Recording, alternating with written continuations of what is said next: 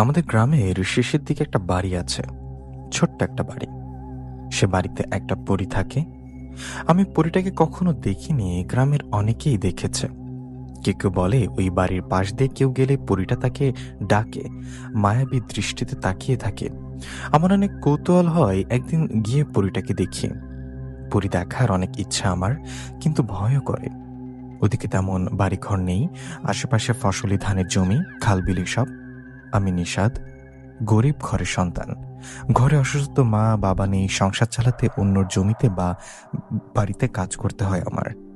মা বিছানায় শুয়ে, আমি দরজার কাছে বসে আছি, বাইরের দিকে তাকিয়ে আছি। আকাশটা অনেক খারাপ মনে হচ্ছে, বৃষ্টি আসবে। এরকম একটা সময় আমার কাছে আসলেন তালুকদার বাবু। উনি এসে বললেন, এই যে নিষাদ, তুই বাড়িতে? তো দেখা হয়ে ভালো হলো। শোন, তোকে আজকের একটা কাজ করতে হবে। গ্রামের শেষের দিকে বিলপাড়ে আমার ধানের যে জমিটা আছে, ওই জমির ধান কেটে দিতে হবে।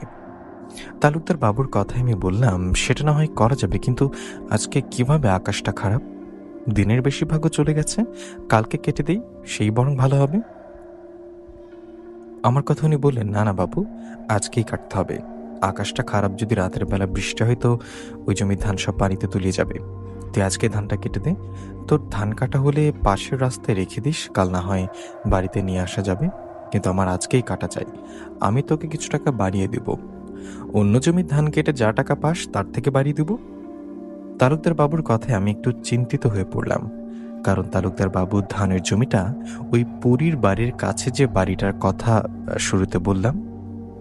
পুরীর বাড়ির কাছে জমি হওয়ায় আমি বলে উঠলাম, মানে তালুকদার বাবু, আপনি তো জানেন ওদিকটা ভালো না। আপনার জমির পাশে যে পুরনো বাড়িটা আছে, ওই বাড়িতে নাকি পরী থাকে। এই বেলায় ধান কাটতে গেলে তো রাত হয়ে যেতে পারে। বুঝতে পারছেন, ভয়ের একটা ব্যাপার আছে। আমার কথায় তালুকদার বাবু বললেন, এসব ফালতু কথা শুনিস কার কাছে? তুই কখনো দেখেছিস পরীকে? তখন আমি মাথা নাড়িয়ে বললাম, না দেখিনি। না দেখলে বিশ্বাস করবি কিভাবে? শোন, কর্ম করে খেতে হবে তোকে।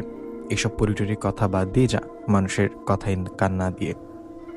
কথাটা বলে তালুকদার বাবু চলে গেলে আমি আর দেরি না করে ধান কাটার কাছে হাতে রওনা করলাম গ্রামের শেষের জমির দিকে। তালুকদার বাবু ঠিকই বলেছে, কর্ম করে খেতে হবে আমাকে। এসব ভয় পেয়ে কি হবে? আমি তালুকদার বাবুর জমির কাছে পৌঁছে ধান কাটতে থাকি। সময়টা তখন বিকেল। আমি ধান কাটি আর মাঝে মধ্যে পাশে থাকা ভাঙা বাড়িটার দিকে তাকিয়ে দেখি ওখানে পরীকে দেখা যায় কিনা। আকাশটা তখনও খারাপ, ঝিরিঝিরি বৃষ্টি পড়ছে। আমি দ্রুত ধান কাটার চেষ্টা করছি যেন রাত না হয়ে যায়, কিন্তু ধান কাটা শেষ হতে না হতেই সন্ধ্যা নেমে এলো। সন্ধ্যা